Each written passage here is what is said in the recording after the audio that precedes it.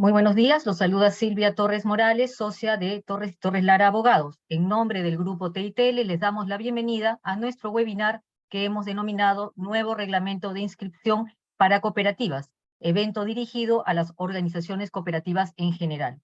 El estudio Torres y Torres Lara es una firma legal con 54 años de actividad ininterrumpida.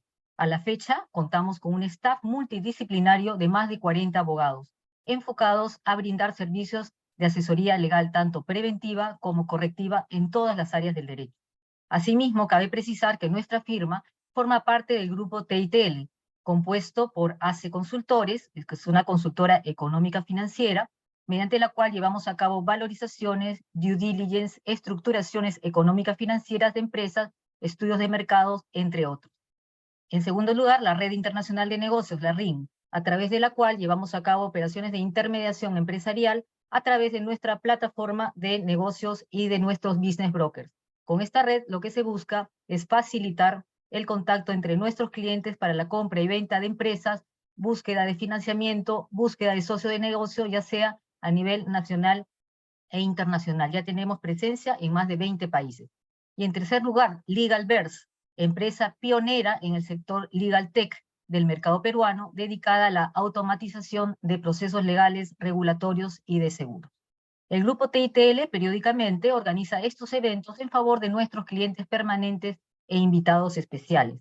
El objetivo fundamental del presente webinar es dar a conocer los alcances del nuevo reglamento que a partir del 4 de marzo del presente año empezó a regular las inscripciones de todas las cooperativas en el Perú.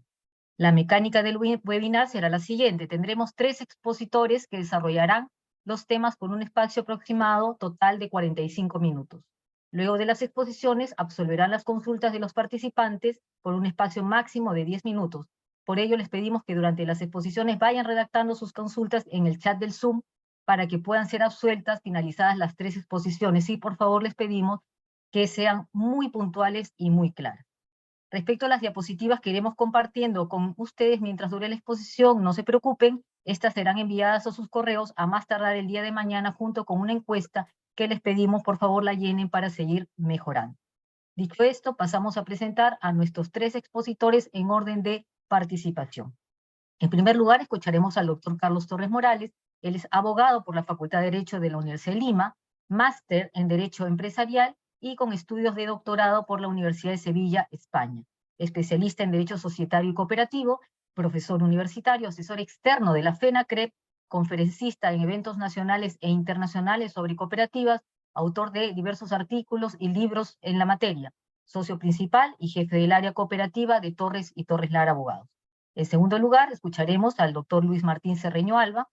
Él es abogado por la Facultad de Derecho de la Universidad de Lima, máster en Finanzas y Derecho Corporativo, con experiencia en temas de derecho cooperativo, corporativo, financiero, inmobiliario, prevención de lavado de activos y financiamiento de terrorismo. Asociado senior del área de cooperativas de TITL Abogados. Y finalmente, escucharemos a la doctora Joana Benítez Iriarte. Ella es abogada por la Facultad de Derecho de la Universidad San Martín de Porres, asociada senior, especialista en Derecho Cooperativo, corporativo, cooperativas y prevención de contra el lavado de activos, asociada senior, como ya dije, del área de cooperativas de Torres y Torres Lara, abogado. Dicho esto, damos el uso de la palabra al doctor Carlos Torres para que inicie su exposición, no sin antes señalar que les solicitamos, por favor, mantengan sus micrófonos apagados para que puedan escuchar mejor la exposición. Adelante, doctor Carlos Torres. Gracias. No me está permitiendo compartir la pantalla, por favor, a ver si me ayudan.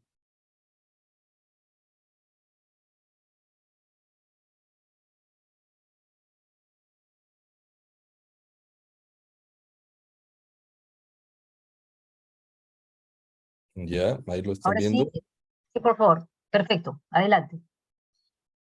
Ok, muy buenos días. Buenos días para todos. Gracias por esta oportunidad de compartir nuevamente con ustedes un tema de vital importancia para las cooperativas, como es el reglamento de inscripción de cooperativas, RIC, que ha sido recientemente publicado y ha entrado en vigencia ya el 4 de marzo.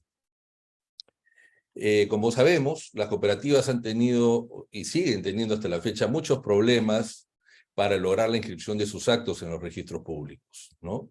Y ello se debe a varios factores.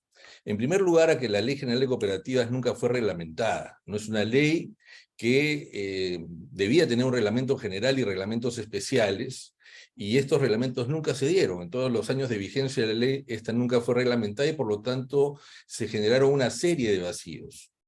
Esto generó que tuviéramos que aplicar supletoriamente la Ley General de Sociedades, lo cual hace también complicada la práctica cooperativa, ¿no? Y además hay distintos criterios para aplicar la Ley General de Sociedades de manera supletoria.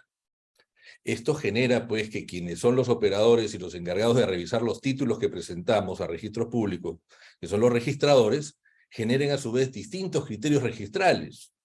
A ustedes les ha pasado más de una vez, ¿no?, que un registrador les ha dicho A, otro registrador por el mismo tema le dice B, y un tercer registrador le dice C, y termina en el tribunal registral con otra posición. Entonces todo esto crea inseguridad jurídica, ¿no? Desde el tribunal desde los registradores hasta el tribunal registral. Lo que sucede en Lima a veces es distinto a lo que sucede en provincias. Entonces todo esto nos genera una inseguridad, una inseguridad jurídica, ¿no? Muy bien. Desde el año 2013, en realidad desde antes, pero el 2013 se modificó el reglamento de inscripciones del registro de personas jurídicas, y este reglamento comenzó a ayudarnos un poco en las inscripciones que teníamos que efectuar de nuestros actos cooperativos, ¿no? Sin embargo, este reglamento de inscripciones del registro de personas jurídicas es un reglamento que aplica a varios tipos de personas jurídicas, ¿no? A asociaciones, a fundaciones, a comités, a cooperativas y a personas jurídicas creadas por ley. Vale decir, es un reglamento ómnibus, ¿no?, que comprende una serie de personas jurídicas, dentro de ellas las cooperativas. Entonces no era un reglamento específico para cooperativas. La ley 31029 del año 2020, publicada el 14 de julio del 2020, estableció que la SUNAR, en un plazo de 120 días, debía aprobar el reglamento de inscripción para cooperativas. Vale decir, un reglamento específico, no un reglamento compartido, sino un reglamento que analizara, pues, toda la problemática cooperativa y estableciera pautas expresas para estas organizaciones. Parece que los 100 días le quedó un poco corto a la SUNAR, ¿no? Porque si hubiera respetado los 120 días, este reglamento debe haber sido publicado el 11 de noviembre del 2020. Como les digo, los 120 días le quedó un poco corto, pasaron 810 días, o sea, solamente se demoró 27 meses en darnos este reglamento, pero finalmente lo tenemos, ¿no? Tenemos este reglamento que ha sido publicado en una separata especial en el Diario Oficial del Peruano, ¿no?, el 17 de febrero del 2023, y que entró en vigencia este 4 de marzo pasado. O sea, lo primero que tenemos que hacer es que, no obstante que ha habido esta demora tan grande, bueno, finalmente ya contamos con un reglamento específico para que regula la inscripción de cooperativas en los registros públicos. Este reglamento de inscripción de cooperativas, conocido como el RIC, regula diferentes aspectos, muchos aspectos, ¿no?, que el día de hoy vamos a tocar solamente algunos puntos, los más saltantes, pero regula la aplicación a todas las organizaciones cooperativas. Vamos a observar que hay algunas particularidades establecidas para las cooperativas de ahorro y crédito, algo para las cooperativas agrarias, pero en general es el reglamento que se aplica a todas las organizaciones cooperativas, vale decir, cooperativas, federaciones e incluso la confederación. Centrales también. Hay normas relacionadas con la constitución de las cooperativas, con la convocatoria, quórum y mayoría que se aplican para la toma de acuerdos, el régimen de elecciones, la modificación del estatuto, el nombramiento del gerente, la inscripción del Consejo de Administración y del Comité Electoral, la situación de las vacancias que se pueden producir al interior de estos órganos de gobierno, las sesiones no presenciales o virtuales, el tema de la continuidad en el cargo, ¿no?, en los consejos y comités, la asamblea de reconocimiento para regularizar las elecciones llevadas a cabo que no han sido inscritas oportunamente, el cambio de domicilio de la cooperativa y de sucursales, el tema de reorganización de cooperativas, vale decir transformación, fusión, escisión, y finalmente temas de disolución, liquidación y extinción. O sea, todo esto contiene el RIC, el Reglamento de Inscripción de Cooperativas. ¿Cuáles son las principales novedades? Vamos a comentar nosotros algunas, de ahí vendrá el doctor Luis Cerreño y finalmente la doctora Joana Benítez, haciendo los comentarios sobre las principales novedades que tiene este RIC. En primer lugar, podríamos decir que se ha regulado lo referido a la participación de las personas jurídicas a través del artículo 9 de este reglamento. ¿A qué nos referimos? Como sabemos, las cooperativas pueden tener como socios a personas jurídicas, ¿no? Puede ser una asociación, puede ser otra cooperativa, puede ser una EIRL, puede ser una sociedad anónima. En realidad, la ley de cooperativas establece que pueden ser personas jurídicas sin fines de lucro sin problema, y las que son con fines de lucro en la medida que califiquen como pequeña o microempresa. ¿Qué es lo que ha hecho el reglamento a través de su artículo 9? Dice, en una asamblea general, en la que participan socios, y estos socios pueden ser personas jurídicas, dice, no se requiere acreditar ante registros públicos la representación de quienes actúan en nombre de ellas, ni que ellas mismas estén autorizadas. Por ejemplo, o sea, si en esta asamblea general participa el socio Los Pioneros S.A., representada por Juan Pérez, ¿no? Registros no nos va a exigir que acreditemos que Juan Pérez tiene facultades para representar a los pioneros. Y tampoco nos va a pedir registros públicos que acreditemos que los pioneros como sociedad está autorizada a formar parte de la cooperativa. No, todo eso se supone que ha sido un tema interno y registros públicos no lo va a exigir. Puede suceder también, ¿no es cierto?, que en una cooperativa, al momento de elegir a los integrantes de los órganos de gobierno, por ejemplo, los miembros del Consejo de Administración, se elija a una persona jurídica. O sea, en el Consejo de Administración puede haber una persona natural, pero también puede haber una persona jurídica. ¿Y por qué? Porque una persona jurídica, si es socia de la cooperativa, tiene los mismos derechos que una persona natural que es socia de una cooperativa. Y uno de los derechos principales de cualquier socio de una cooperativa es elegir y ser elegido. Entonces, cuando se elija a una persona jurídica como integrante de un consejo o comité, no necesita indicarse quién representa a la persona jurídica. Vale decir, supongamos que en estas elecciones que vienen, en la cooperativa, ¿no? Se elige para cubrir una de las vacantes del Consejo de Administración al socio Los Pioneros S.A., va a ser suficiente que en el acta de la asamblea eleccionaria se diga que se eligió a Los Pioneros S.A., ¿no? Identificado con RUC. Listo. ¿No? No tiene que precisarse la persona que va a representar a los pioneros. Al momento de la elección esto no es necesario, o sea, en el acta de asamblea de elección simplemente el nombre de la persona jurídica. Otra novedad muy interesante es la relacionada con los órganos que se inscriben. Está esto en los artículos 18 y 19. En los artículos 18 y 19. Hasta antes de este reglamento, perdón, hasta antes, vale decir, muchos años atrás, inscribíamos todos los órganos de gobierno, ¿no? Luego, Registros Públicos precisó que solamente se inscribía el Consejo de Administración, y así lo hemos estado haciendo hasta el 3 de marzo del 2023. Con este nuevo reglamento, se ha precisado que van a haber dos órganos que obligatoriamente tienen que inscribirse en Registros Públicos: el Consejo de Administración y el Comité Electoral, ¿no? Y creemos que lo han hecho bien, que era necesario, porque ustedes saben que si bien inscribíamos solamente al Consejo de Administración, para inscribir al Consejo de Administración, Registros Públicos nos exigía que acreditemos la legitimidad del Comité Electoral que había conducido las elecciones del Consejo de Administración.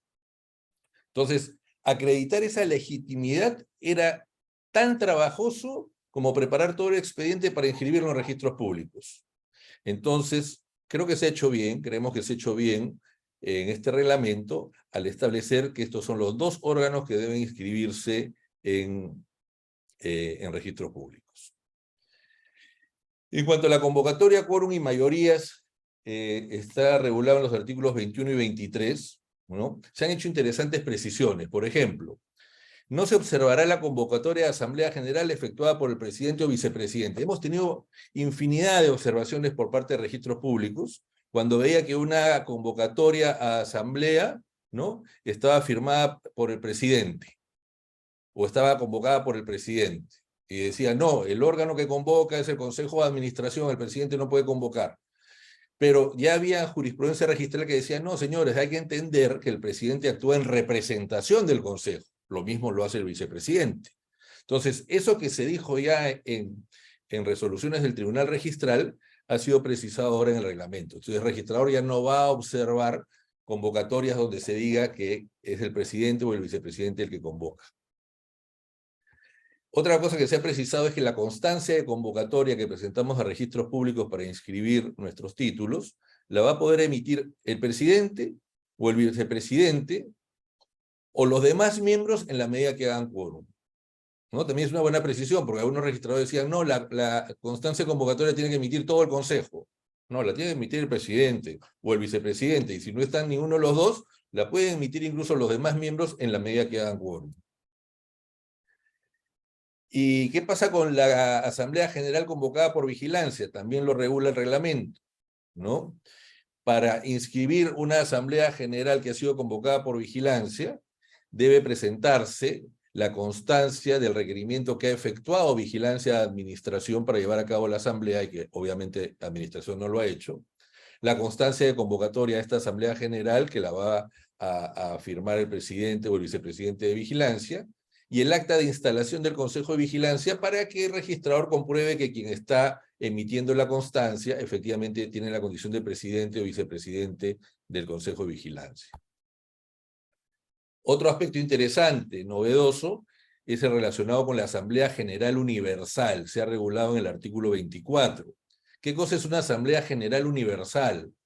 Es aquella que se produce sin necesidad de convocatoria previa. O sea, no hay convocatoria, sino que el 100% de los socios o el 100% de los delegados hábiles se encuentran reunidos y en ese momento deciden, ¿no?, por unanimidad, sesionar y aprueban la agenda que van a tratar. Esa es una asamblea universal, donde está el 100% de los socios hábiles o el 100% de los delegados hábiles y acuerdan sesionar de forma inmediata sin necesidad de convocatoria previa, ¿no?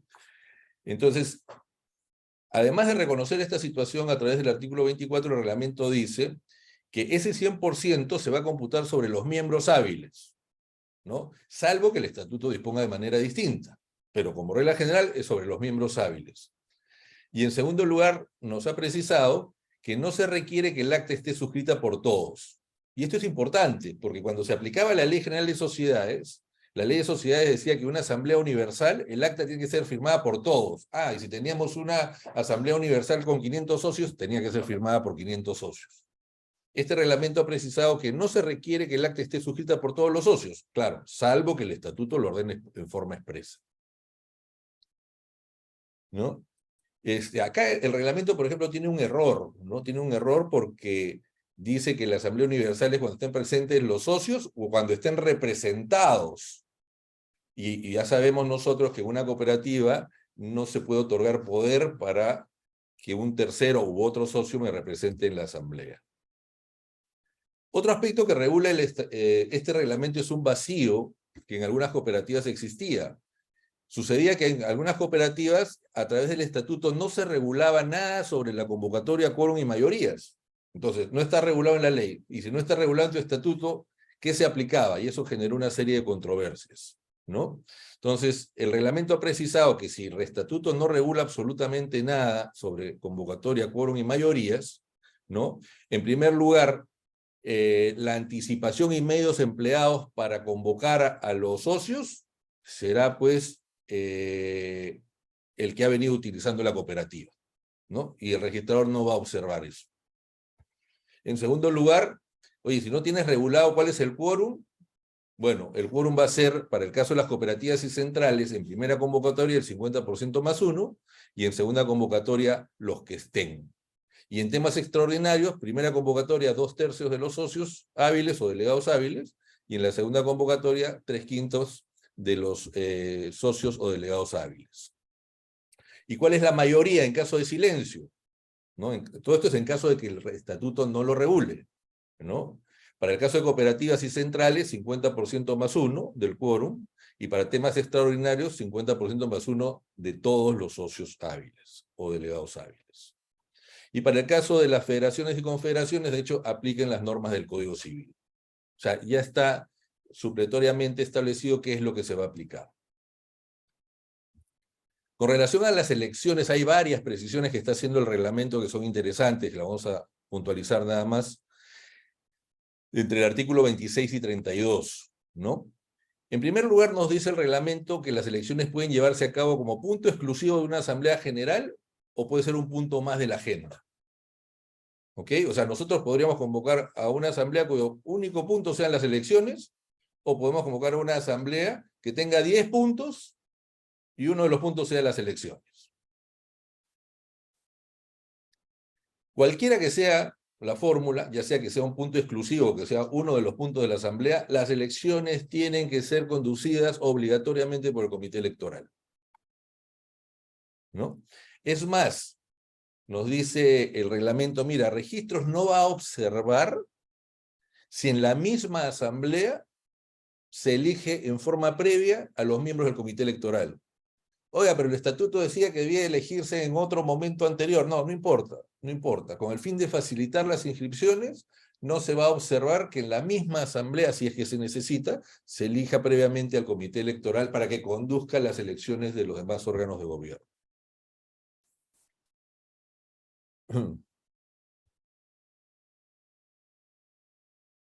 Otra precisión que hace el reglamento. Dice, el acta de elecciones debe asentarse en el libro de actas de Asamblea General, ¿no?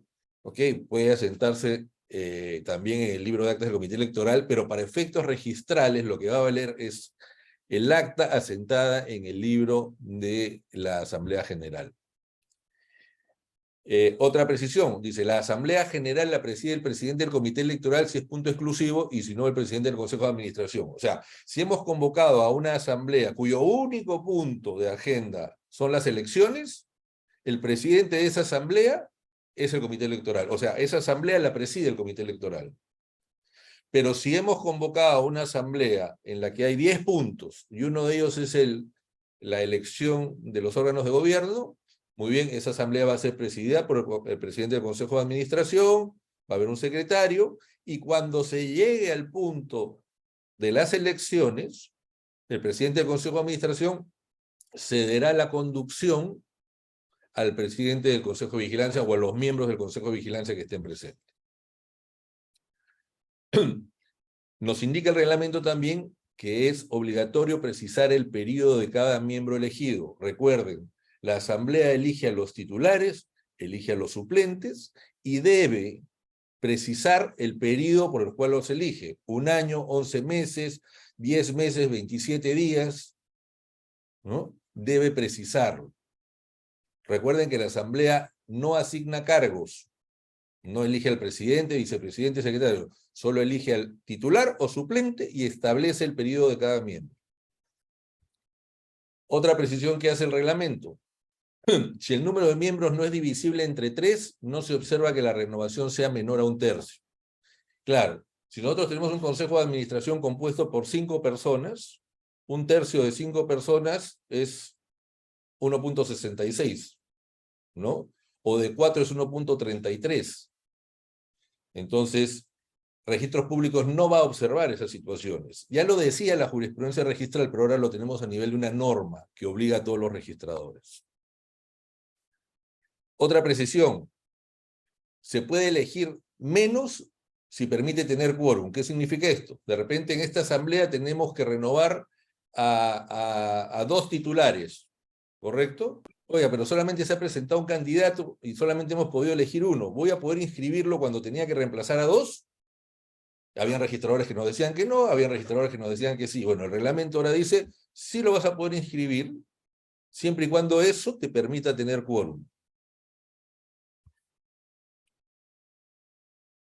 Otra precisión, no es obligatoria la designación de suplentes. Habían observaciones, se observa el título por cuántos no se han elegido los suplentes. No, no es obligatoria la designación de suplentes. Otra precisión, si la reelección no está permitida, y acá debe entenderse la reelección inmediata. El reglamento no lo dice, ¿ah? Ojo, pero debemos entender por reelección inmediata, porque es lo que prohíbe la ley como regla general. Si la reelección no está permitida, debe haberse realizado una asamblea general de renovación para que pueda volver a postular quien ya había sido elegido. Con relación a lo que no se considera reelección, lo voy a pasar, porque eso lo va a tratar Giovanna Benítez, porque acá hay una regulación, este reglamento da una regulación que es distinta a la regulación que da la ley 3822 para las cooperativas de ahorro y crédito. Entonces, aquí sí se ha creado un doble régimen, ¿no? Para las cooperativas en general y para las cooperativas de ahorro y crédito. En cuanto al periodo del mandato de los directivos, también precisa el reglamento que el periodo del mandato inicia desde la elección del directivo, salvo que el estatuto o la asamblea posterguen el inicio de su mandato. Otra precisión importante, no se requiere la aceptación de los cargos. Han habido registradores que observaban los títulos diciendo sírvase adjuntar la aceptación del señor tal para ser titular el Consejo de Administración. Es que esa es una norma que se exige a los directores de las sociedades anónimas y algunos registradores lo exigían para el caso de cooperativas, lo cual no era correcto. La norma ya precisó que no se requiere presentar esta aceptación de cargos. Y una precisión final es que la distribución de los cargos, ¿no?, se acredita mediante acta del consejo o comité o mediante acta de asamblea eleccionaria. Ojo con esto. Nosotros sabemos de que al interior de cada órgano hay diferentes cargos, ¿no? Presidente, vicepresidente, secretario, etcétera, vocales, ¿correcto? Entonces, normalmente esa distribución de cargos la hemos acreditado con el acta del respectivo consejo, en este caso del Consejo de Administración, el Comité Electoral, que son los que se van a inscribir. Pero el reglamento dice que también se puede acreditar mediante acta de asamblea eleccionaria, pero acá creo que debemos entenderlo de la siguiente manera. No es que la asamblea vaya a elegir quién es el presidente, quién es el vicepresidente o quién es el secretario. No, porque la ley de cooperativas en eso es clarísima. Esa distribución se realiza al interior del consejo. Entonces, lo que creemos que quiere decir el reglamento en este punto es que en el marco de la misma asamblea, ya se eligieron a los titulares, y ahí, como haciendo un cuarto intermedio, se reúne el consejo y entre ellos deciden cómo se distribuyen los cargos. Si no, estaría violando lo que dice la ley de cooperativas. Con relación a la continuidad en el cargo, esto también es importantísimo. En el artículo 38 se ha establecido en forma expresa, ¿no?, que continúan en funciones los directivos, ¿no?, aunque hubiese concluido su periodo mientras no se produzca nueva elección. Y esto se hace en cumplimiento de lo que estableció la ley 31029 y la ley 31335 para el caso de las cooperativas agrarias, ¿no?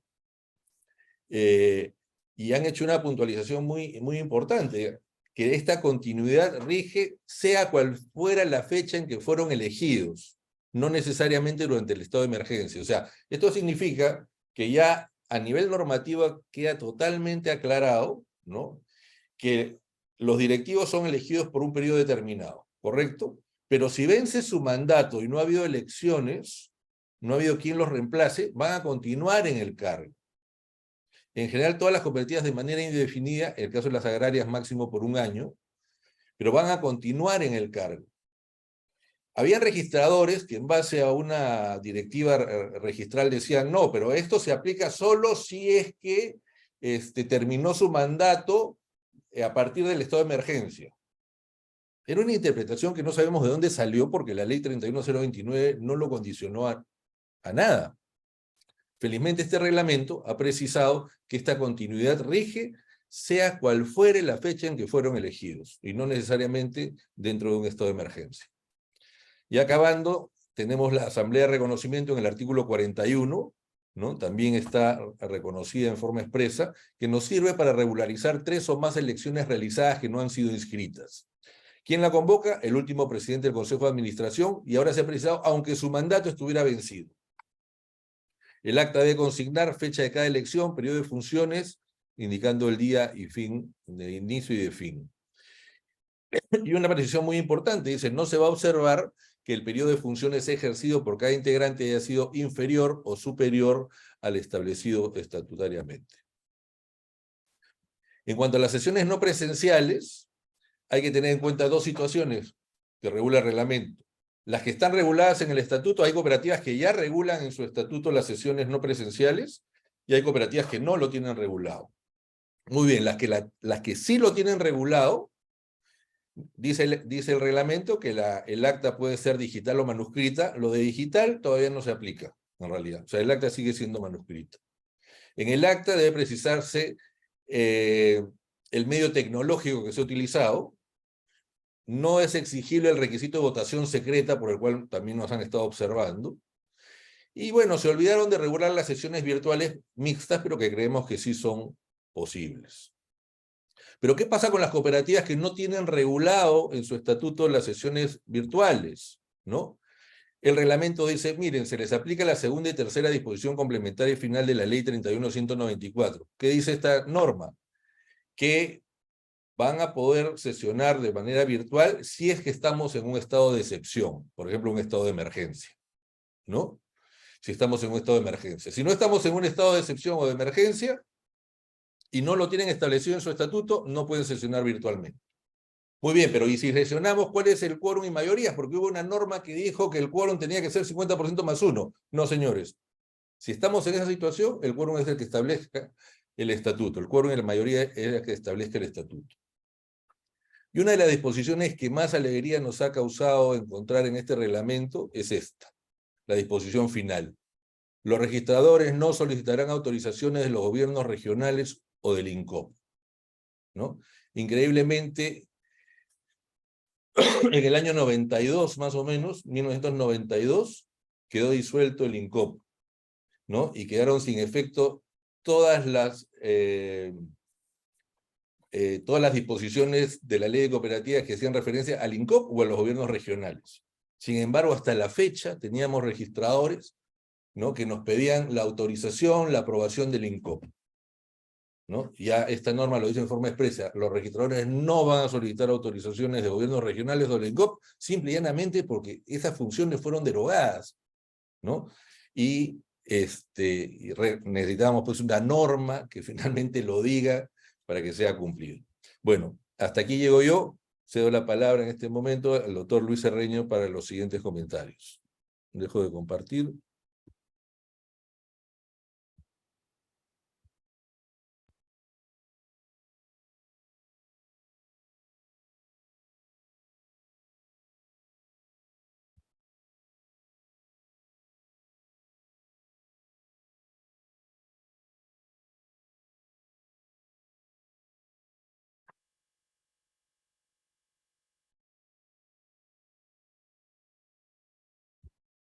Muchas gracias, doctor Carlos. Voy a ahora compartir yo mi presentación. Si me da un minuto.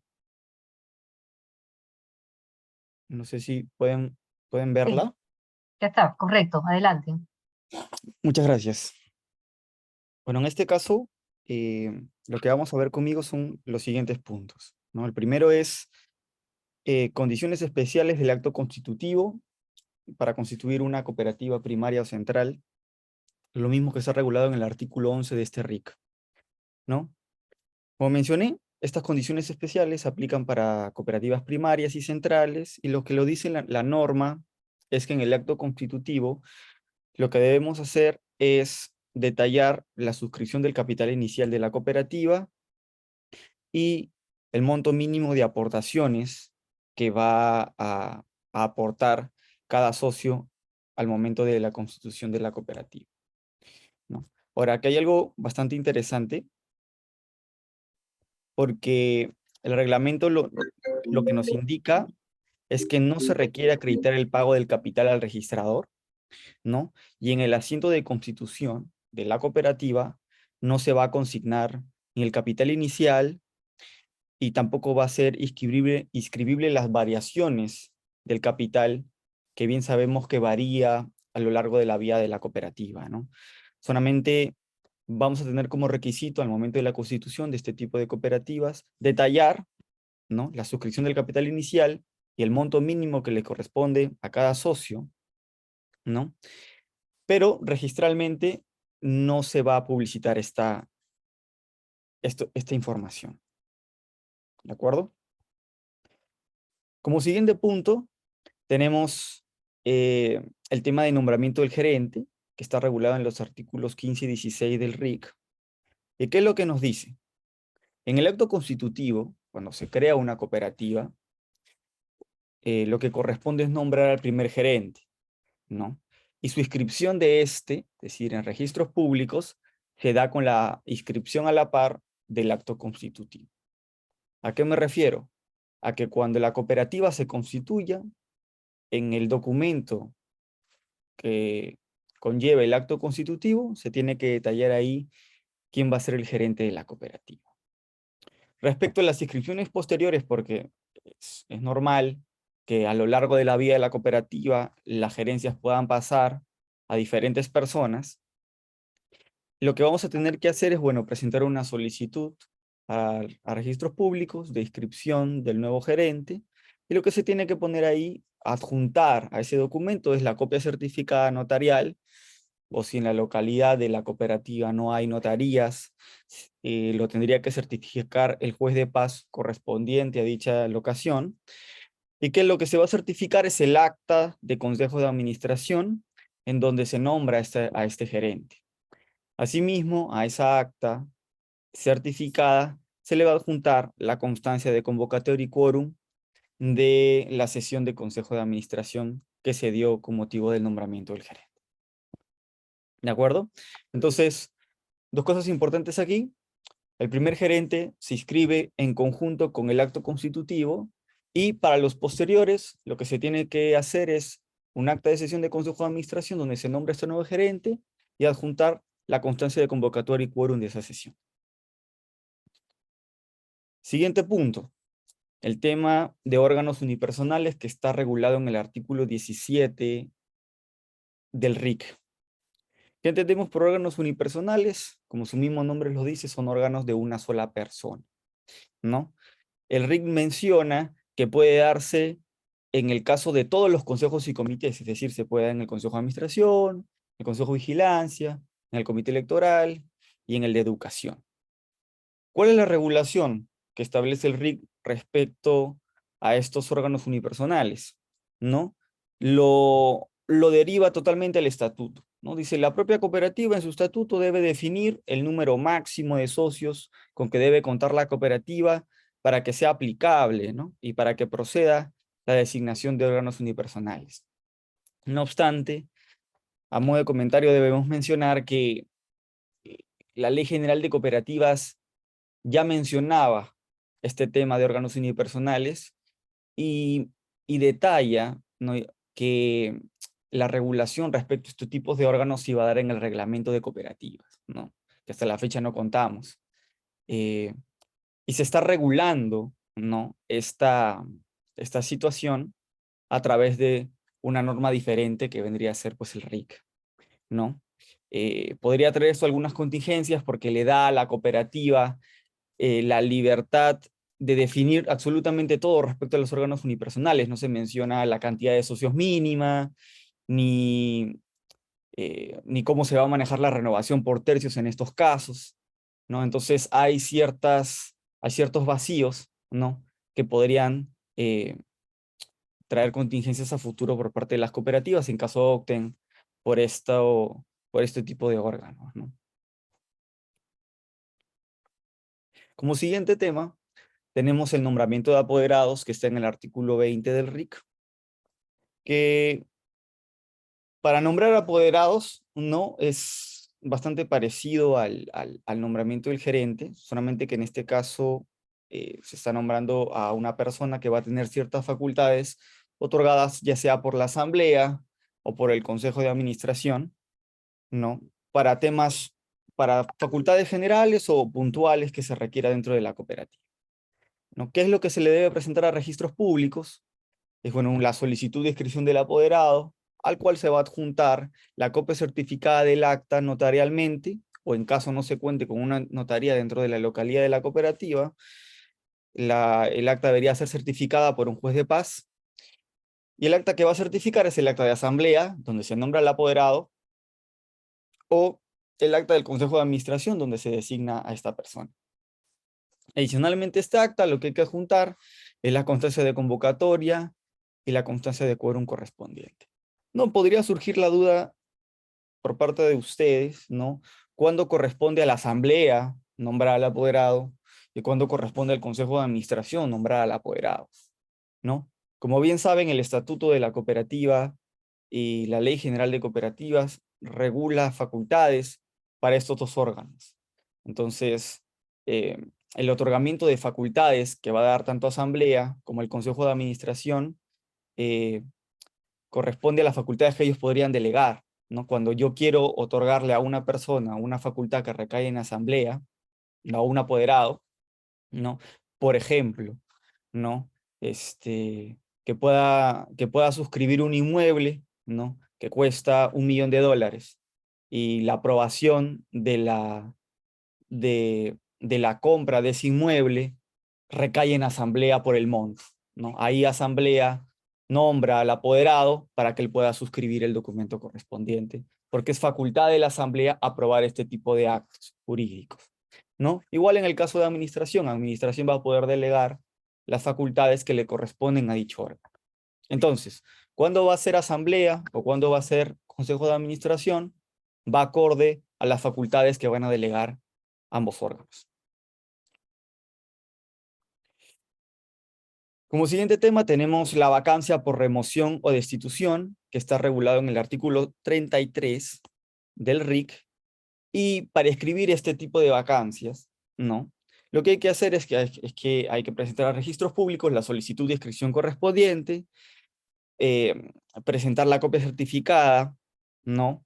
De Asamblea General o por el Consejo de Administración de esta vacancia, ¿no? Cabe resaltar que para los temas del Consejo de Administración es solo para la remoción de los directivos que no sean del Consejo de Administración o del Comité Electoral, ¿no? Entonces, presento mi solicitud de vacancia, adjunto el acta, ya sea de Asamblea General o de Consejo de Administración según corresponda, y adicionalmente adjunto la constancia de convocatoria y quórum correspondiente a la sesión que se ha dado, ya sea de Asamblea o de Consejo de Administración. En el caso de vacancia por fallecimiento, esto está regulado en el artículo 34 del RIC, y lo que debemos hacer es presentar una solicitud al registrador con el nombre y documento de identidad del miembro representante que ha fallecido, ¿no? Aquí, con esos datos, lo que va a hacer el registrador es va a acceder a los datos de la RENIEC para verificar que efectivamente la comunicación que le está dando la cooperativa del fallecimiento del directivo o del representante es cierta y está registrada en RENIEC. Al verificar esto el registrador, lo que va a hacer es inscribir la vacancia por fallecimiento.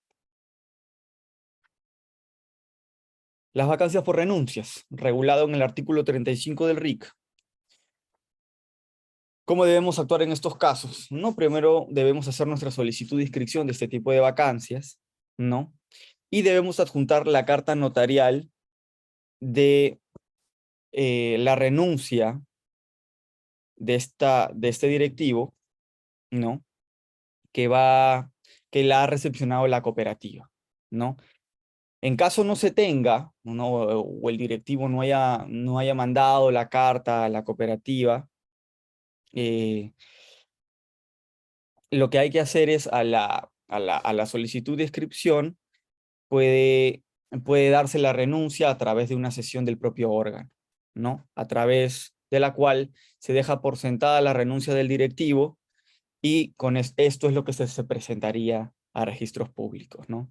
Obviamente, en esa acta hay que adicionarle la constancia de convocatoria y quórum correspondiente para que el registrador pueda inscribir la renuncia de este directivo. La cooptación, esto está regulado en el artículo 36 del RIC,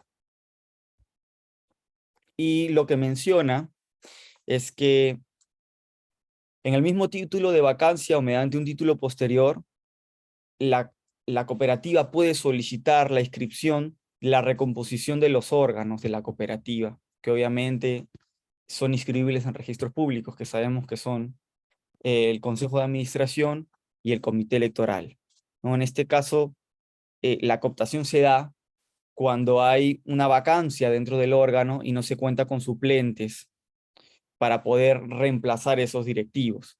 En ese caso, para que el órgano pueda seguir funcionando, ¿no? El mismo consejo y comité puede elegir los reemplazantes por el periodo que aún resta hasta la realización de las elecciones, excepto que el estatuto disponga algo diferente, ¿no?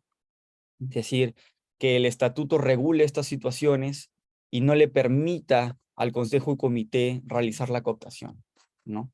En caso que no sea así, como bien menciona la norma, el consejo y comité puede cooptar, ¿no? Por nombrar al reemplazante e informar esto a registros públicos para que se escriba la actualización correspondiente al directivo que se está nombrando.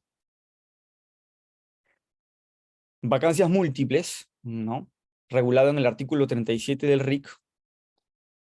¿Qué es lo que nos dice, ¿no? En caso suceda, ¿no?, una vacancia de miembros del Consejo de Administración en un número tal que no puedan reunirse válidamente, es decir, que se pierde el quórum para tomar acuerdos, ¿no?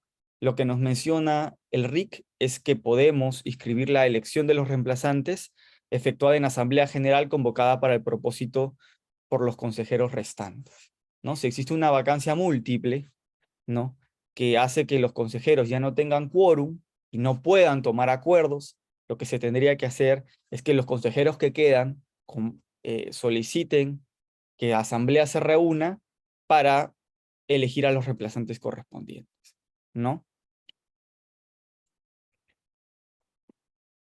Y por último, la adecuación de estatutos de cooperativas agrarias de acuerdo a la disposición complementaria transitoria del RIC.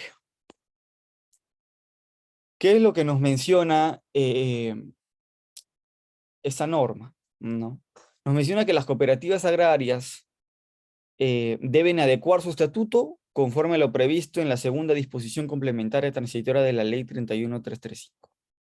¿De acuerdo? Que es la Ley de Cooperativas Agrarias, la cual nos mencionaba que se contaba con un plazo para que las cooperativas existentes puedan adecuar su estatuto a la normativa y puedan utilizar los beneficios de esta, y con motivo de ellos inscribirse en el RENACA, que es el Registro Nacional de Cooperativas Agrarias, ¿no? Lo que aquí señala el RIC es que para que las cooperativas agrarias puedan inscribir sus acuerdos en registros públicos, previamente deben haber adecuado su estatuto a la norma, ¿no? La Ley 31335 no menciona eso. Menciona que las cooperativas en un plazo, si no me equivoco, es 120 días desde la vigencia de la norma, tenían para adecuarse a la ley de cooperativas agrarias, pero no mencionaba que la inscripción de actos diferentes esté condicionado a la adecuación de estatuto, ¿no? Esto es algo nuevo que lo establece el RIC, que efectivamente las cooperativas van a tener que realizar, porque en todo caso, todo acto inscribible, si no han adecuado su estatuto, que haya sido presentado a registros públicos, va a ser observado, probablemente tachado por el registrador, hasta que puedan adecuar su estatuto a la Ley 31335. Bueno, hasta aquí queda mi presentación. Muchas gracias. Le doy el pase a la doctora Joana Benítez. Muchas gracias, Luis. A ver, denme unos segundos para compartir mi presentación.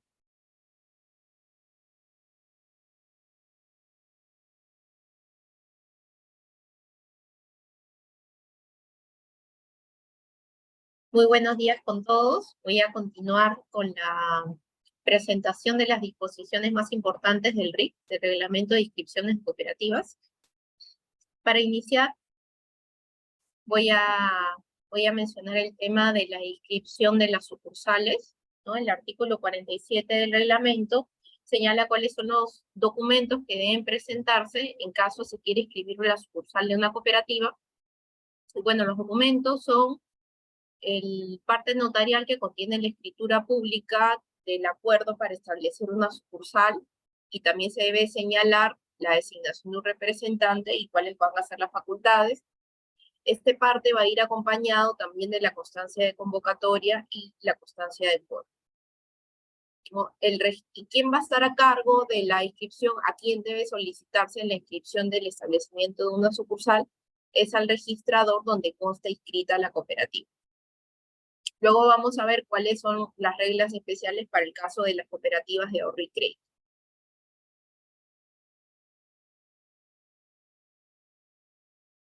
Continuando, el RIC también establece, o también señala, las inscripciones de las reorganizaciones de las cooperativas.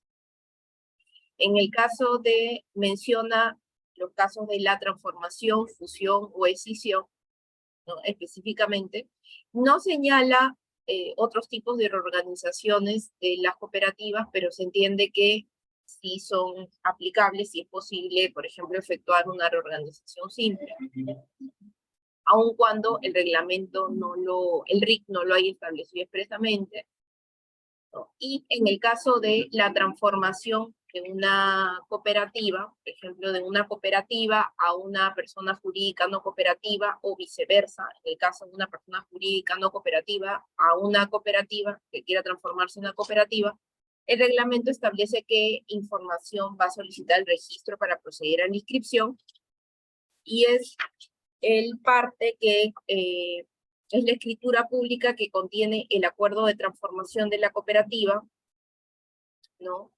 En el caso de que la cooperativa se vaya a transformar a una persona jurídica no cooperativa, se deberá presentar una constancia emitida por el presidente del Consejo de Administración en el cual señale que la reserva cooperativa ha sido transferida de acuerdo a lo establecido en la Ley General de Cooperativas, que establece que la reserva se tendría que transferir a la federación a la cual es miembro la cooperativa. Por ejemplo, en el caso de una COPAC, que es miembro de la FENACREP, se transferiría la reserva cooperativa a la FENACREP. Y en el caso de que no sea miembro de alguna federación, se tendría que transferir la reserva cooperativa a la CONFENACOP. Y eso se tendría que, ¿cómo se acredita? A través de una constancia emitida por el presidente del Consejo de Administración.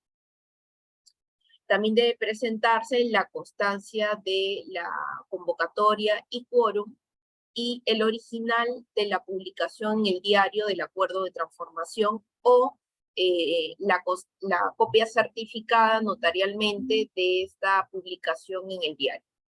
Ahora, en el caso de que la transformación se haya efectuado a través de una asamblea universal, ya no se va a requerir la presentación de la publicación en el diario.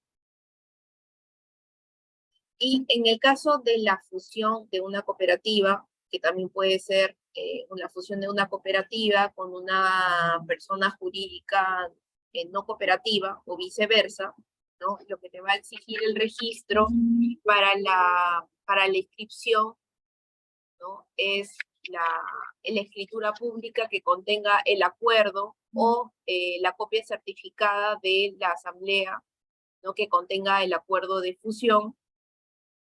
La constancia, igual que en el caso de la transformación, cuando hay una fusión de una cooperativa a una persona jurídica no cooperativa, se debe acreditar también que se ha transferido la reserva cooperativa, ¿no? Y como mencioné, eso se va a acreditar a través de la presentación de una constancia del presidente del Consejo de Administración que señale esto.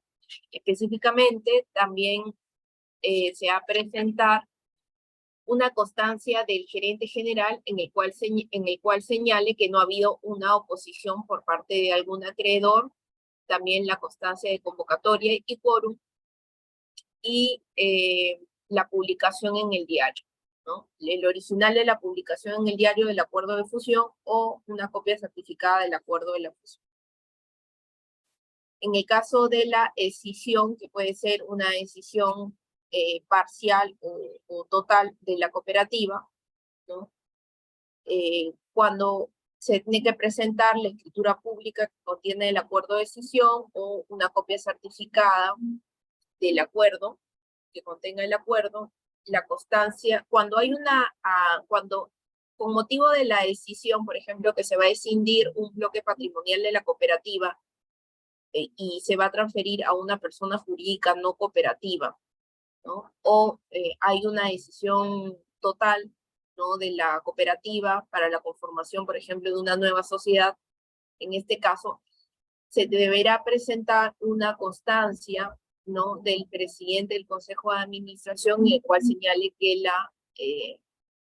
la reserva cooperativa se ha transferido, ¿no? O, en caso contrario, por ejemplo, cuando es la decisión de un bloque patrimonial en la cual no va a haber una afectación de la reserva cooperativa, se tendría que presentar una constancia igual del presidente del Consejo de Administración que señale este aspecto, ¿no?, en el cual declare que no hay una afectación a la reserva cooperativa. También se deberá juntar la constancia de convocatoria y quórum, una constancia del gerente general en el cual señala que no ha habido oposición por parte de algún acreedor por este acuerdo de decisión, y la copia de la publicación del diario o el original de la publicación. ¿No? Como bien señalé, en todos los casos, ¿no?, en todos los casos, cuando no se puede transferir la reserva cooperativa a una persona jurídica no cooperativa, y esto está expresamente señalado en la Ley General de Cooperativas.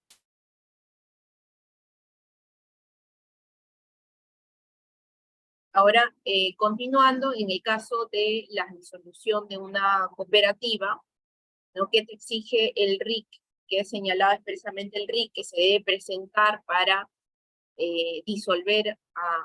para inscribir la disolución de una cooperativa. Bueno, se debe presentar la copia certificada del acuerdo, ¿no?, en el cual se ha designado a la comisión liquidadora, la constancia de convocatoria y la constancia del quórum, ¿no? En el caso de que la cooperativa, por ejemplo, el estatuto de la cooperativa no haya previsto unas normas especiales para las convocatorias o las mayorías de la comisión liquidadora, ¿no?, se van a aplicar obligatoriamente las normas relacionadas a estos aspectos que aplican para el Consejo de Administración. Y este punto expresamente se ha señalado en el RIC.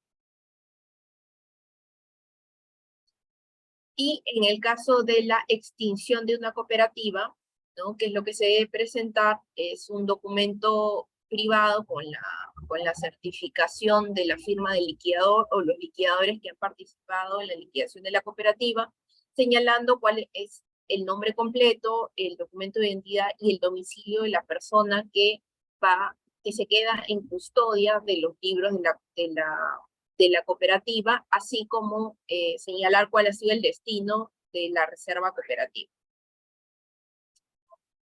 Y ahora el RIC, como un aspecto bastante relevante, ha establecido disposiciones que son aplicables únicamente para las cooperativas de ahorro y crédito. Respecto a este punto, el artículo 4 del RIC ha señalado que resulta de aplicación a las cooperativas de ahorro y crédito, salvo en aquellos aspectos que exista una normativa especial para las cooperativas de ahorro y crédito que de alguna manera se contraponga a lo establecido en el RIC, ¿no?, o disponga algo distinto, ¿no? ¿Y cuáles son estas normas que aplican únicamente para las COPAC y que podrían señalar algo distinto, ¿no? Es la ley 3822, que modifica la 24ª disposición final de la Ley General del Sistema Financiero, que dicta disposiciones especiales para las cooperativas de ahorro y crédito, la resolución SBS 480-2019, que aprueba el Reglamento General de Cooperativas, y la Ley General de Cooperativas, ¿no? Si alguna de estas disposiciones normativas establece algo distinto a lo señalado en el RIC, va a primar lo establecido en estas normativas. Ahora, en el caso de la constitución de una COPAC, ¿qué es lo diferente, ¿no? Como ya vimos, el caso de el doctor Cerreño señaló cuáles son los documentos que debe presentarse para la constitución de una cooperativa, y en el caso de una COPAC se deberá presentar adicionalmente la resolución que apruebe el estatuto, la resolución emitida por la SACOP que apruebe el estatuto de la cooperativa. Pues como saben, en el caso de las cooperativas de ahorro y crédito, el Reglamento General de Cooperativas ha establecido que los estatutos tienen que pasar por aprobación previa de la SACOP, tienen que pasar por la aprobación previa. Entonces, para la inscripción, el registrador va a exigir la presentación de la resolución que apruebe estos estatutos, o en su defecto va a exigir la presentación del cargo del cargo presentado a la SBS, la declaración jurada del representante legal de la cooperativa, comunicando que está aplicando el silencio administrativo positivo. Porque el trámite de aprobación de los estatutos de una cooperativa, de acuerdo a lo establecido en el reglamento COPAC, es de 30 días hábiles, ¿no? Y transcurrido ese plazo de 30 días hábiles, sin el pronunciamiento de la superintendencia de Banca y Seguros, se considera aprobado. Entonces, para acreditar ello ante el registro público, se puede presentar el cargo de esta comunicación a la superintendencia. Ahora, un aspecto bastante relevante que ha precisado el RIC es que el estatuto, en el caso de una cooperativa de ahorro y crédito, no será materia de calificación. Es decir, el contenido del estatuto no va a ser materia de calificación. Ya en muchas oportunidades, el registro público había estado observando ese aspecto. El contenido del estatuto había sido materia de diversas observaciones registrales. Luego, posteriormente, el tribunal registral se había pronunciado señalando expresamente que el registrador no debería pronunciarse sobre el contenido del estatuto, pues este era un aspecto que correspondía a la Superintendencia de Banca y Seguros, y el RIC ahora deja establecido, ¿no?, esto expresamente. Ahora, esta misma disposición señalada para la constitución de una cooperativa, ¿no?, también aplica para la modificación de estatutos de una COPAC, ¿no?, ya sea modificación parcial o modificación integral, ¿no?, que se va a solicitar la presentación de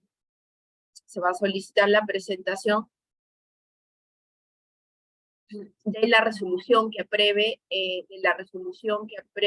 el estatuto, ¿no?, con la modificación ya sea parcial o total, o en su defecto esta comunicación de que ya se encuentra aprobado el estatuto. Ahora, en el caso de la elección, designación o vacancia de los miembros de los directivos o los gerentes o principales funcionarios, el RIC en su artículo 40 ha precisado que no se va a requerir acreditar ante la SUNAR para la inscripción la comunicación cursada a la superintendencia. El artículo 7 del Reglamento General de Cooperativas establece, ¿no?, que las COPAC, al momento de elegir un directivo, un gerente o un principal funcionario, tienen la obligación de, en el plazo de 15 días como máximo, de comunicar este aspecto a la Superintendencia de Banca y Seguros, ¿no? Y los registradores, ¿no?, habían estado solicitando para la inscripción, ¿no?, que se acredite esta comunicación, ¿no?, que se presente el cargo de presentación de esta comunicación para la inscripción. Entonces, ahora el RIC ha señalado expresamente que no se debe solicitar eso para la inscripción de la elección o designación de algún directivo, gerente o principal funcionario. Y en el caso, otro aspecto que se ha precisado para las cooperativas de ahorro y crédito, es que también aplica la continuidad de funciones para las cooperativas de ahorro y crédito que señaló el doctor Carlos anteriormente. Y hay unas disposiciones especiales. La ley 3822 ha dictado unas disposiciones especiales para las elecciones de los directivos. Ha señalado que en el caso de los directivos suplentes, la elección siempre es por un año. O sea, el plazo máximo en que un directivo suplente puede ser elegido, ¿no?, es de un año. Si el estatuto inscrito, ¿no?, permite la reelección indefinida, ¿no?, el registrador lo va a entender que solo aplica para el periodo inmediato siguiente.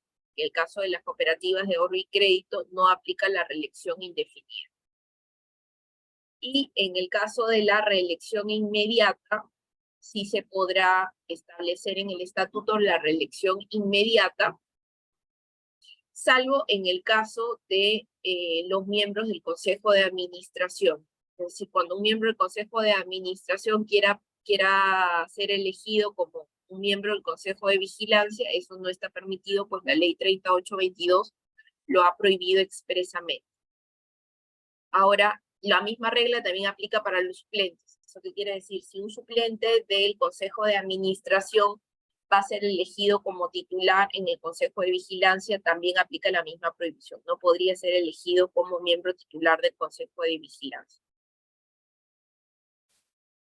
Y también aplican otras reglas, hay otras reglas relacionadas a cuando no se considera que hay una reelección. Como señaló el doctor Carlos, el artículo 29 del reglamento del RIC ha establecido unas reglas generales para otros tipos de cooperativas, para el resto de cooperativas, ¿no? Que un suplente, por ejemplo, que un suplente puede ser elegido como suplente en el mismo órgano o en otro distinto y no se va a considerar que hay una reelección. En el caso de que un titular elegido como titular en otro órgano, ¿no?, tampoco se va a considerar como una reelección. Otra regla general es que el titular elegido como suplente, ¿no?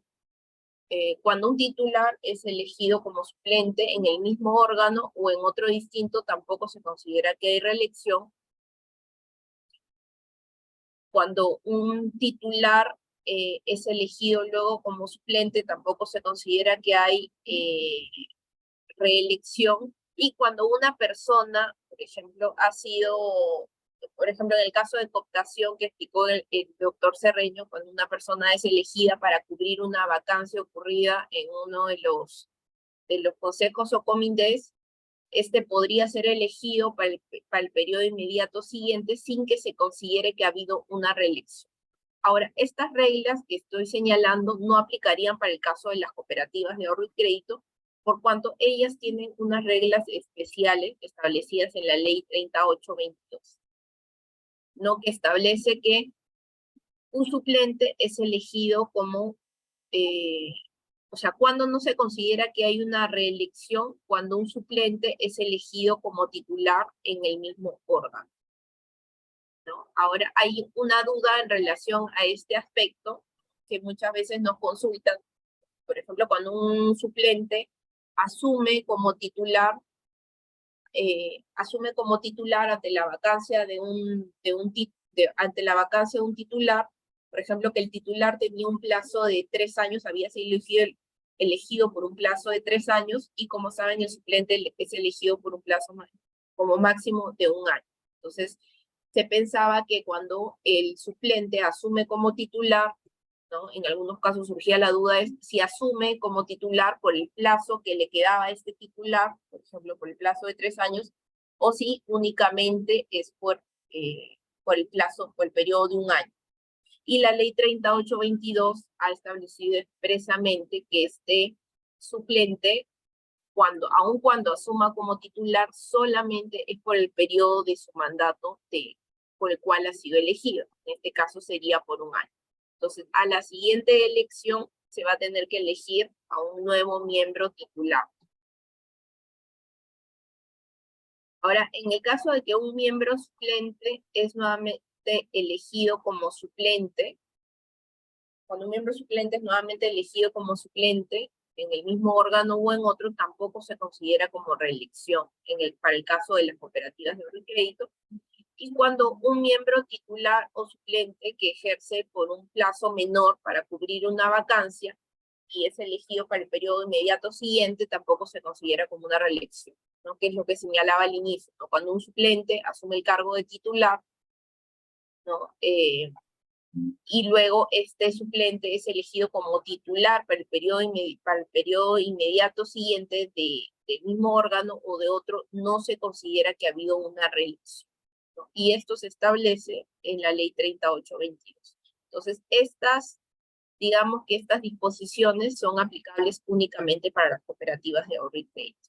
Y en el caso de las otras cooperativas, como ya hubiera señalado, se ha establecido unas disposiciones especiales en el artículo 29 del RIC. Ahora, para la inscripción de una sucursal, de un establecimiento, de una sucursal, de una COPAC, lo diferente, digamos, lo particular para una cooperativa de ahorro y crédito es que cuando esta sucursal se ubique fuera de la región de la cooperativa, ¿no? Se requiere presentar una autorización por parte de la Superintendencia de Banca y Seguros. Es decir, que para la inscripción de una sucursal fuera de la región, adicionalmente a los requisitos generales, ¿no?, solicitados, se va a tener que presentar la autorización, una copia de la autorización de la SBS o una declaración jurada, ¿no?, de que la autorización, de que ya ha transcurrido el plazo para la aprobación del silencio administrativo positivo. En el caso de una reorganización, de un proceso de reorganización de una COPAC, ¿no? Como saben, una COPAC se puede transformar, fusionar, escindir u otro tipo de organización, ¿no? Lo que ha señalado específicamente para las cooperativas de ahorro y crédito es que si con motivo de la transformación, la fusión o la escisión se requiere modificar los estatutos de la COPAC, se va a requerir presentar, ¿no?, la autorización por parte de la SACOP. Entonces, esto como algo adicional para las cooperativas de ahorro y crédito. En el caso de una disolución voluntaria de una COPAC, en el caso de una COPAC de nivel 1 o 2, se deberá presentar, adicional a los documentos ya señalados, lo que ya hubiera señalado inicialmente para la disolución de una cooperativa, se deberá presentar la constancia del presidente del Consejo de Administración indicando, ¿no?, que el nivel al cual pertenece la cooperativa. Es decir, declarando que efectivamente la cooperativa se encuentra ya sea en el nivel 1 o 2. Y en el caso de las cooperativas del nivel 3 que se desean disolver voluntariamente, estas sí requieren de una aprobación previa de la SACOP, ¿no?, o el cargo de recepción de la declaración jurada del gerente comunicando que ha operado el silencio administrativo positivo. Una precisión que me había faltado en el caso de las organizaciones de una COPAC, ¿no?, de acuerdo a lo establecido en el Reglamento General de Cooperativas, no se requiere de una autorización por parte de la superintendencia, ¿no?, para pasar por alguno de estos procesos de reorganización societaria. Entonces, por eso es que el RIC no establece que se tenga que presentar una autorización de la superintendencia. Solamente es en el caso de que se vaya a efectuar una modificación de estatutos, ahí sí se requiere la resolución que ha autorizado la modificación de estatutos. Y bueno, por mi parte eso sería todo. Le doy pase nuevamente a la doctora Silvia Torres para que nos dé unas precisiones adicionales. Muchísimas gracias a los tres expositores. Ahora vamos a pasar a la etapa de preguntas. Han llegado varias preguntas. Les pedimos por favor a los tres expositores que sus respuestas sean muy puntuales. Pero antes quisiéramos aprovechar para comentarles que hemos diseñado un servicio especial que está orientado a brindar un soporte legal integral en la renovación por tercios que deben realizar anualmente las cooperativas. En ese sentido, nos encargamos de elaborar la convocatoria, el acta de asamblea de elecciones, el acta del Consejo de Administración, entre otros. O si prefieren, podemos revisar los documentos que ustedes elaboren antes de ser firmados y enviados a las notarías y registros con el fin de evitar demoras en la inscripción y también evitar, obviamente, observaciones registrales. Para más información, pueden escribirnos al correo contacto@titl.com.p. Ahora sí, pasamos a la etapa de preguntas. Damos el uso de la palabra al doctor Carlos Torres. Gracias, Silvia. A ver, hay varias preguntas y poco tiempo, vamos a tratar de resumir. La primera es, ¿ya no se aplica el reglamento de inscripciones del registro de personas jurídicas? No, sí se sigue aplicando. Lo que pasa es que este nuevo reglamento es el que prima, pero hay algunos aspectos en el que este mismo reglamento, cuando ustedes lo lean, nos deriva al reglamento de inscripciones de personas jurídicas. Pero el principal es este reglamento que estamos comentando el día de hoy. ¿La continuidad en el cargo alcanza el Consejo de Vigilancia del Comité Electoral? Sí. La continuidad en el cargo alcanza a todos los órganos directivos, o sea, Consejo de Administración, Vigilancia Electoral, hasta el Comité de Educación. ¿Se tiene que presentar constancia de convocatoria cuando hay una asamblea universal? No. Precisamente una asamblea universal es aquella que se produce sin necesidad de una convocatoria previa, porque se encuentran el 100% reunidos y deciden celebrar la asamblea en forma inmediata, ¿no? Entonces, no se necesita presentar una constancia de una convocatoria que nunca existió. En virtud de la ley 31.029, bueno, dicha norma resulta aplicable en forma conjunta a la renovación de tercios, resulta válido su aplicación para poder instalar Consejo de Administración ese mismo día. No está muy clara la pregunta, pero nuevamente, o sea, la ley 31.029 estableció la continuidad en el cargo, ¿correcto? Que lo que significa es que tu mandato ya venció el 31 de marzo, ¿no? Y, por ejemplo, la elección se produce el 15 de abril. Bueno, entre el 31 de marzo y el 15 de abril sigues en funciones, hasta que se produzca la elección y tengas un reemplazo. ¿La renovación de tercios se puede hacer solo con los suplentes? No. El tercio siempre se calcula en función a los titulares. Además, recuerden que todos los suplentes tienen un mandato de 1 año, por eso es que al año todos los suplentes son renovados, pero el tercio se calcula con relación a los titulares. La ley 31.335 de cooperativas agrarias establece que la asamblea elige directamente a los presidentes de los consejos. Sí, y agradezco esta precisión, ¿no? Cuando hicimos la exposición dijimos que hay que recordar que la asamblea elige a los directivos, ¿no es cierto?, titulares y suplentes, y luego al interior del consejo se designan los cargos, ¿no? Se distribuyen los cargos, ¿no? Presidente, vicepresidente, secretario. Eso se aplica a todas las cooperativas, incluidas las de ahorro y crédito, menos las agrarias, que tienen una ley especial, y efectivamente esa ley especial dice que la asamblea directamente elige al presidente del Consejo de Administración y del Consejo de Vigilancia. Y al interior de cada Consejo de Administración y Vigilancia ya se eligen a los demás órganos. De ahí...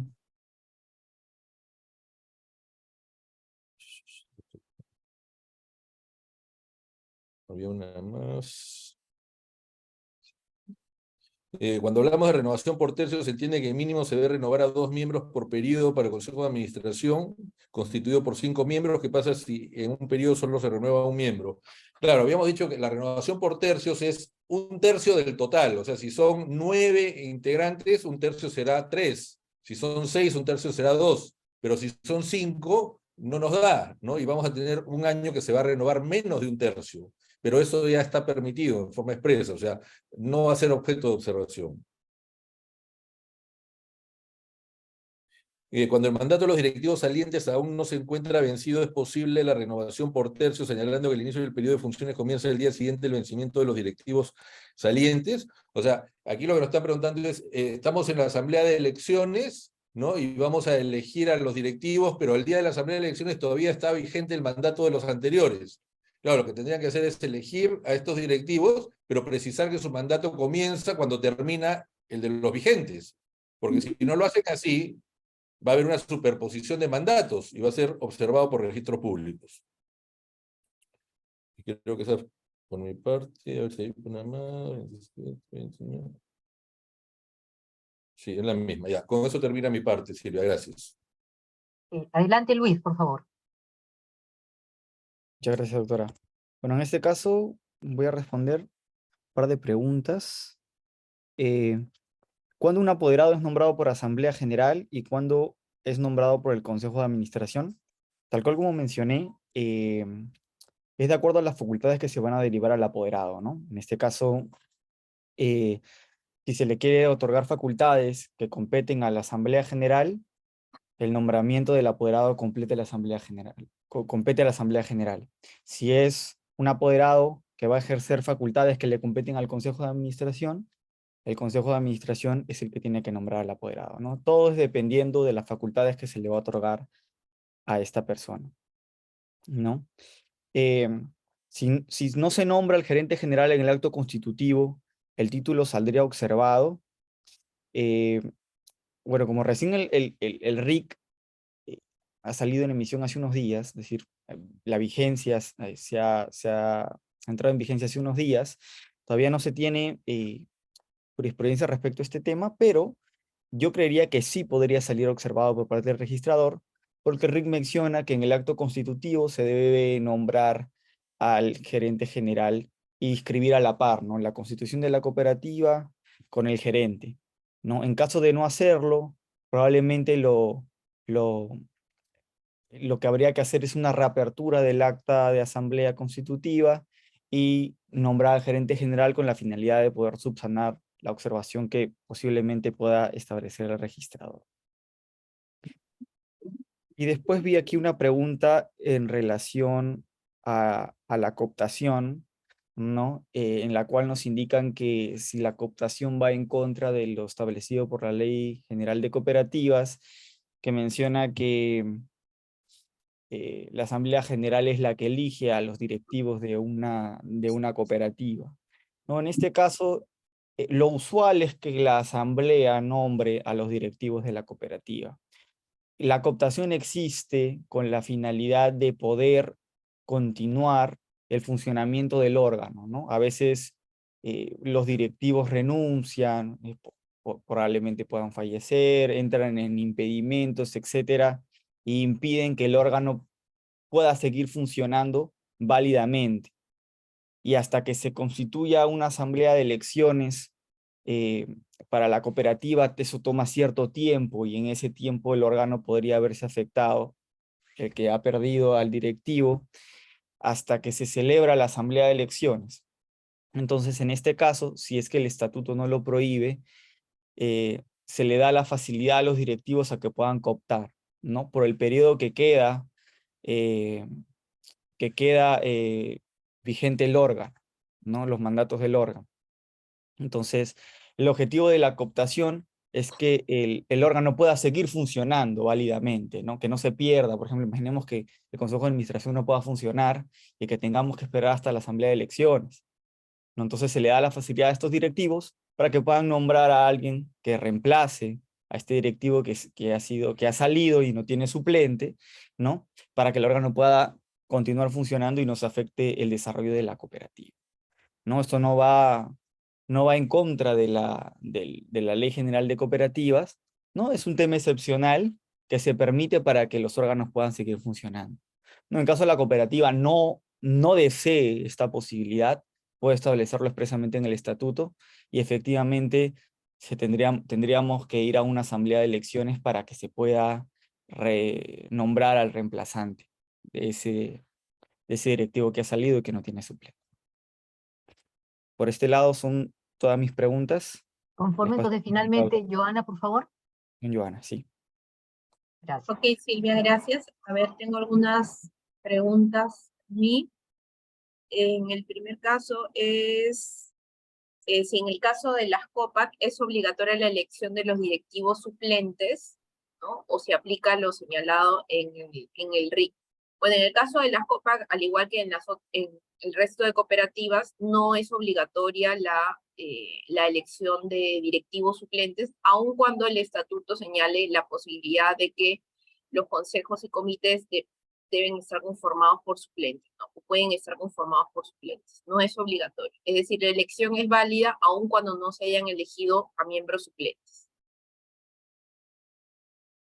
Hay otra consulta, es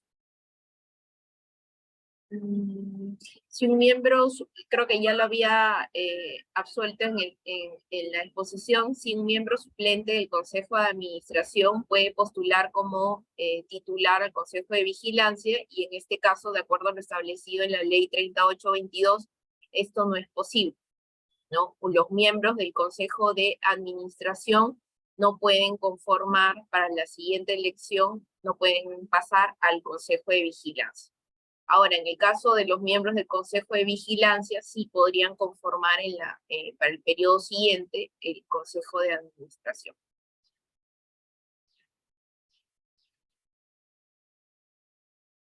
A ver, otras preguntas.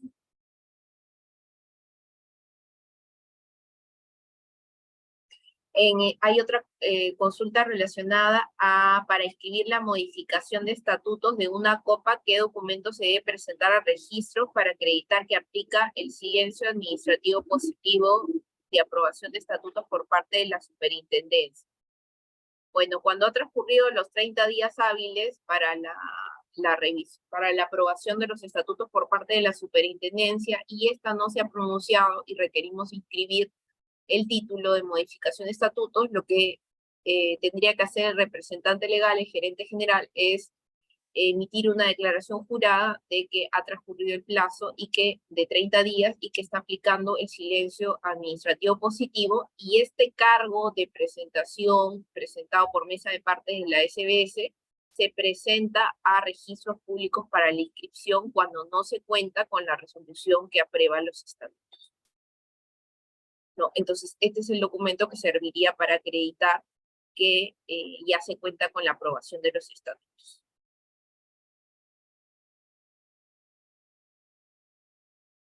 Había una respuesta final que había visto relacionada a la inscripción de las sucursales, ¿no? La inscripción de las sucursales no es obligatoria para las cooperativas, solamente en el caso la cooperativa requiera la inscripción de las sucursales, puede hacerlo. Igual en el caso de las COPA, cuando es una sucursal que se encuentra fuera de la región, no es necesario la inscripción a registro.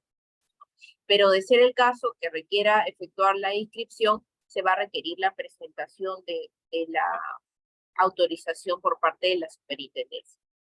Bueno, eso ha sido todo por mi parte. Agradezco mucho la participación de los presentes y los espero para un próximo webinar que estemos organizando. Muchísimas gracias a nuestros tres expositores, los doctores Carlos Torres Morales, Luis Cerreño y Joana Benítez, y a la audiencia por su presencia el día de hoy. En caso haya quedado alguna pregunta sin responder, pueden contactarnos al correo que aparece en la presentación. Con esto damos por finalizado nuestro webinar. Esperamos reencontrarnos pronto en otros eventos. Muchas gracias, buena salud para todos y seguimos adelante.